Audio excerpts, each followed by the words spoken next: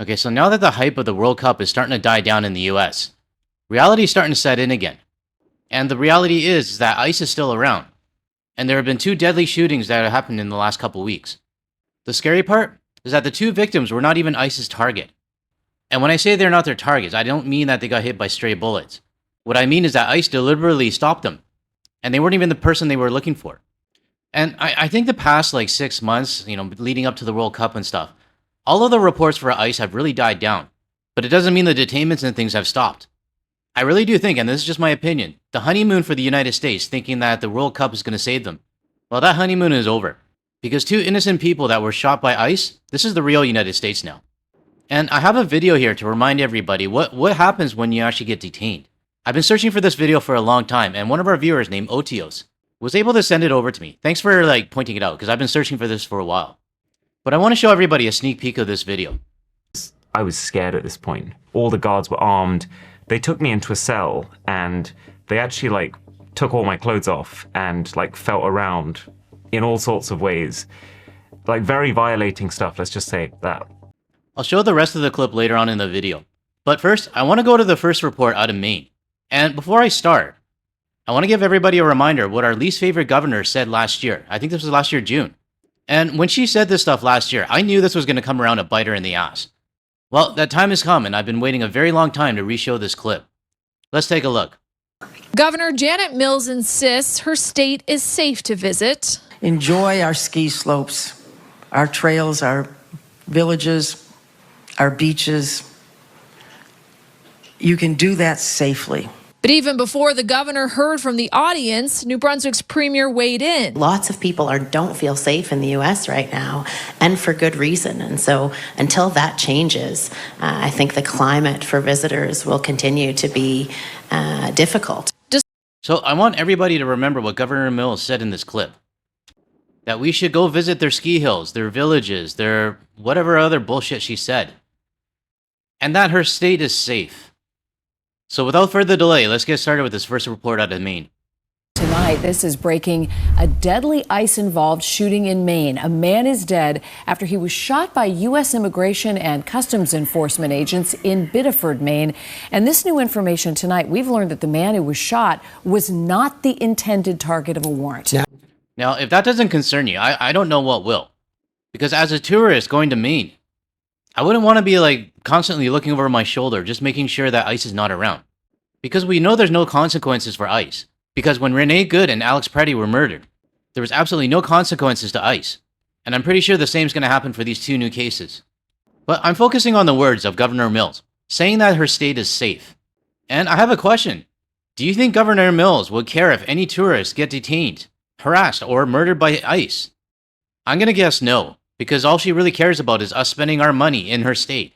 She can't control the border, and she can't control ICE. And those are big factors on why we're not going to go to her state. Now, Senator Angus King had initially said that the Secretary of Homeland Security, Mark Wayne Mullen, told him that the man was the target of a deportation effort. Well, Mullen later called King with new information that he had received, a spokesperson for the senator said. WBZ's Louisa Muller is there tonight with what we've learned so far. Surveillance video inside a Biddeford, Maine home captured the sound of gunshots.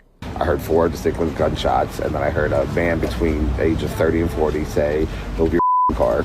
A white car circling, 3 individuals telling an individual in the car, "Do not get out of the car," after their shots had already been fired. Well, I'm pretty sure after they shot him, he's not going to get out of the car. But then again, ICE isn't too smart, and we know this for a fact. And this is a caption from a Rachel Maddow blog, I think from October 2025. Immigration and Customs Enforcement has placed new recruits into its training program before they have completed the agency's vetting process, an unusual sequence of events as it rushes to hire federal immigration officers. ICE officials only later discovered that some of the recruits failed drug testing, have disqualified criminal backgrounds, or don't meet the physical or academic requirements to serve, the source said. Now here's my question. Do you want to be on vacation and run into one of these guys who have disqualifying criminal backgrounds, don't meet physical or academic requirements, and are trigger happy? Enjoy our ski slopes, our trails, our villages, our beaches. Yeah, that's a hard no for me, Janet. As crime scene tape went up and local and federal law enforcement gathered at the scene, news quickly spread that the morning shooting involved ICE. The Maine office of the Attorney General reporting ICE was conducting an operation related to a person who had a final order of removal when the subject attempted to flee in a vehicle in the direction of officers and was fatally shot by an agent. But according to the Associated Press, Maine Senator Angus King had a conversation with the Secretary of the Department of Homeland Security, who said the person killed was not the intended target of the investigation. King said agents were also not wearing body cameras. No body cameras, no evidence, I guess. The best way to cover your tracks. The term the Secretary used was weaponize the vehicle. He was shot by an ICE agent. A neighbor told us he's a 26-year-old delivery driver from Colombia with a wife and toddler daughter. He was 26 years old. Yeah, but he wasn't a bad person, you know. How are you feeling right now? Now, like, I can't believe it, you know, because that wasn't. I was just waking up, you know. The shooting galvanized protesters to the city. By the afternoon, a tow truck prepared to take a white car with its driver's side window smashed and another white SUV. And protesters said they were preparing for a vigil at night. Now, with 2 shootings from ICE and killing innocent people, you would think the United States would be in uproar right now. Now, I commend these people that are protesting. I mean, what happened is not right. But I question, where are the rest of your citizens? I mean, is your own federal agents killing innocent people not enough to, like, put attention to it? Or is Major League Baseball or any other sporting event or celebrity gossip more important? And we have thugs walking around with guns in our community. This is to be expected. This is 2 deaths, 2 ICE shootings in a week. You know, I think they have federal immunity, so they can kill with impunity, and nobody's going to hold them responsible. One woman told us the lasting memory of this will be seeing a wife rush to her wounded husband. But she felt the need to run out into the street and into the arms of danger so that she could be close to the spirit of her husband. Now, Maine politicians across the aisle are calling for a full and impartial investigation, but Senator King added he wants input from the state. Now, do we believe anything will actually come out of this investigation? Except more gaslighting of the victim? My thoughts go out to the victim and his family. But unfortunately, I don't think the family's going to get any justice.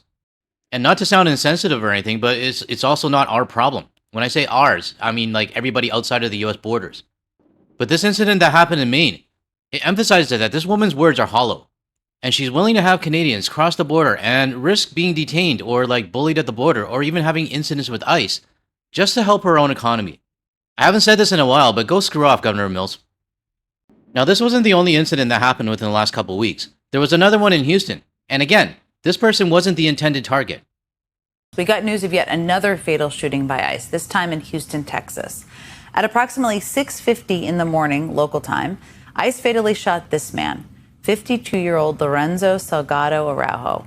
He had lived in the United States for 35 years. He had 3 sons, all of whom are U.S. citizens. He had no criminal record.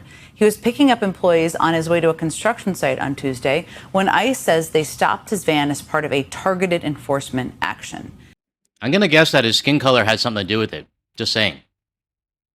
DHS asserts that Salgado Araujo attempted to evade arrest. The agency says that he rammed an ICE vehicle with his van and weaponized the van to try to run over an ICE agent. So again, another weaponized the van excuse. Just like what happened to Renee Good. See, the problem that I have is that this could happen to anybody, and no matter even your skin color is white. And I don't think any Canadian or even international tourist should put themselves through this. I mean, Disneyland's not worth it. Who then shot Salgado Araujo defensively. Not only has DHS provided no evidence, does this sound familiar, to back up those assertions, not only do those assertions mirror the now debunked story DHS initially told about Renee Nicole Good and Alex Preddy and so many others, but video taken directly after the shooting appears to show the side of Salgado Araujo's van damaged, implying his van may have been rammed by agents. Salgado Araujo's son has also said that his father had pre-existing plans for what to do if he was stopped by ICE. Salgado Araujo had applied for a work permit a year and a half ago. He had spoken to lawyers about what to do if he was pulled over. His plan was to comply with orders and contact his family. His plan was not to resist. My father was being followed by two unmarked cars. Had my father seen an emblem of ICE or an emblem that says anything about law enforcement agency, my father would have complied, he would have stopped, he would have not ran away because he feared for his life. Now, imagine you cross the border and you're driving on the I-5 down to Bellingham and you got unmarked cars following you. It could be ICE or it could just be regular citizens. Either way, chances of the car having a gun is pretty high. I don't know, I'm just thinking out loud here, but like having unmarked cars makes it so much tougher.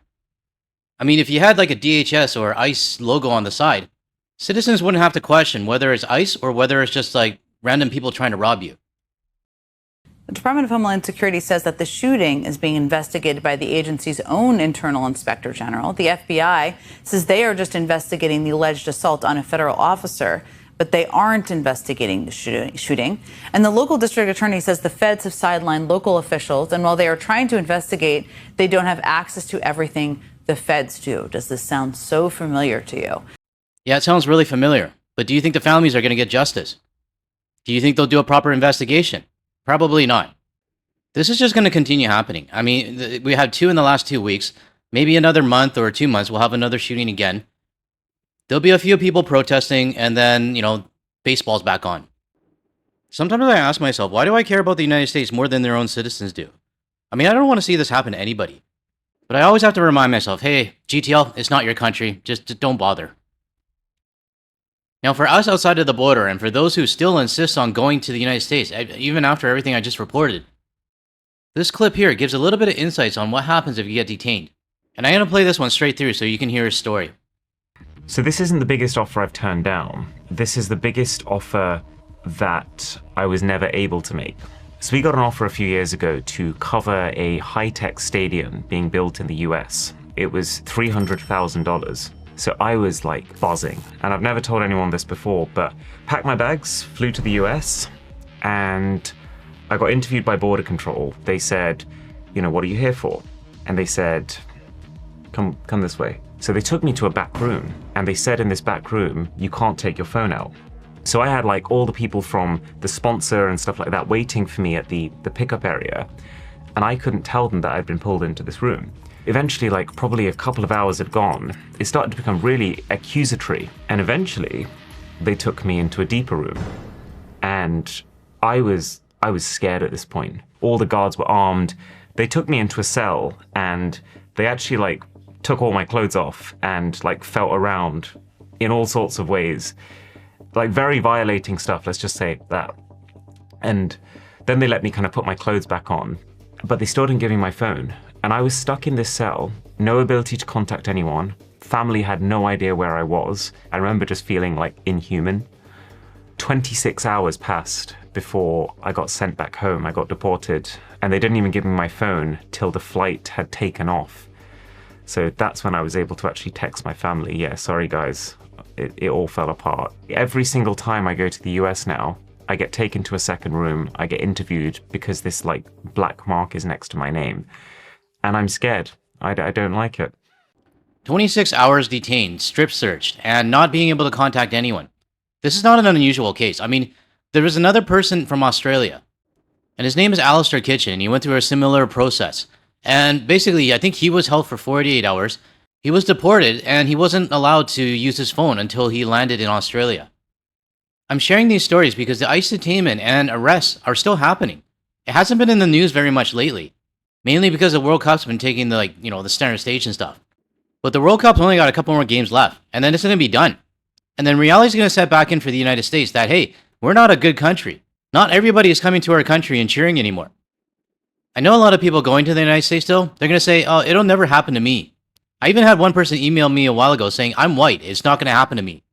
I was thinking, okay, just because your skin color is white doesn't make you immune. But for me, it's not just about the safety and security and all of these detainments and shootings. It's also my principle as well. I can't support a country that's trying to take over mine. I can't support a country that's killing its own citizens. But mainly, I can't support a country if they don't care about their own country themselves. Now that doesn't make sense. I can't support a country where their own citizens don't care about what's going on right now, and care more about football or baseball or basketball or celebrity gossip, and just go on about their day like nothing's happening. And my disclaimer again, so US citizens don't dogpile on me, is not all US citizens, but unfortunately, it is a very big portion that doesn't really give a shit about what's going on right now. So just remember this if you're still planning to go to the United States. And having the right skin color doesn't make you immune. And saying it will never happen to me, well, that's probably going to jinx yourself one day. Let me know your thoughts and comments on this video. Do you think the ICE arrests have been always happening and, it just hasn't been in the news? Or do you think it's ramped up? Let everyone know your thoughts in the comments below. To close off this video, I would like to thank Mocha from our Discord server for posting this photo of Green Lake just north of Whistler in British Columbia. It's been a while since I've been to Green Lake. I think the last time I was around that area was when I played around at Nicholas North. But I'll definitely need to visit again on my next trip back. But thanks again, Mocha, for posting this in the Discord server and sharing it with the community. I also apologize for not realizing you're from Vancouver. I mean, you've been posting up Vancouver photos all over the place. It just didn't clue in for me for some reason. Oh, one more thing before I close off this video for everyone. I'm happy to announce I'll be making a trip back to Vancouver towards the end of August. It's not going to be a long one, just a week and a half to see family and friends. But I'm really excited to do walk and talk videos in my home city of Vancouver. Now that I'm more comfortable with it, I got a few places in mind. Obviously Stanley Park downtown, probably Steveston as well, maybe Ambleside in West Vancouver, and maybe even Whistler if I have time. But I'll definitely be making videos when I'm back. But one thing I do know is I'm going to get this when I get off the plane. Wait, shit, I can't go to this one. This one's in the international departures. No, wait, I think there's one in the domestic restaurant area before security, or the public area. Maybe I'll go to that one. Either way, I'm going to get myself a Buddy Burger when I land. All I know is that I'm happy to come home for a little bit, even if it's just for a short amount of time. And even if it rains, I'll still be happy as well. So I'll keep everybody posted on my trip back home. Alright everyone, that's it for this video. If you found any value in anything I said today, or you want to hear more from a Canadian and international point of view, without the US media bias, make sure you hit that like and subscribe button below. That way you'll be notified of my future videos. And don't forget to hit the bell icon and select all as well. Now, if you want to see more of my videos, check out the ones that are going to show up on your screen shortly. Thanks everyone, I'll catch you in the next one.